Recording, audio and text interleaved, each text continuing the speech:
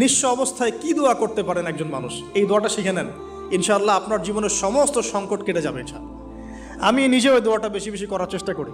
দোয়াটা হচ্ছে, মুসা আলাইহিস সালাম একটা গাছের নিচে হেলান দিয়ে বসলেন, বসে দেখলেন দুইজন মেয়ে দাঁড়িয়ে আছে দূরে, পানি নিতে পারছে না, লোকজন পানি নিয়ে যাচ্ছে, ওরা দাঁড়িয়ে আছে বেচারি।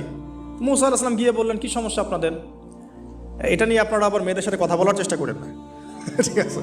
তো মাহারাম গায়রা মাহারাম মেনে চলে। তারা বললেন যে আমাদের বাবা অনেক বৃদ্ধ মানুষ, আমরা পানি নিতে পারি না যতক্ষণ না আমাদের কম পানি নিয়ে চলে যায়। মুসা আলাইহিস সালাম তো একটু বললাম না, ফিজিক্যালি খুব স্ট্রং ছিলেন, থাকে না বডি বিল্ডার, সামনে গিয়ে কথা বলে সরো পানি নিতে দাও, তখন মানুষ একটু মূল্যায়ন করে না। তো মুসা আলাইহিস সালাম এভাবে পানি নিয়ে দিলেন এবং বাছুরদেরকে পানি পান করালেন, করিয়ে গাছের নিচে এসে বসে আছেন। বসে বসে তিনি দোয়া করছেন, এই যে দোয়াটা তিনি দোয়া করছেন, রব্বি, একটা নেক কাজ করলেন, নেক কাজ করলেন না, মানুষের উপকার করলেন, নেক কাজ করে এসে গাছের নিচে বসে দোয়া করছেন,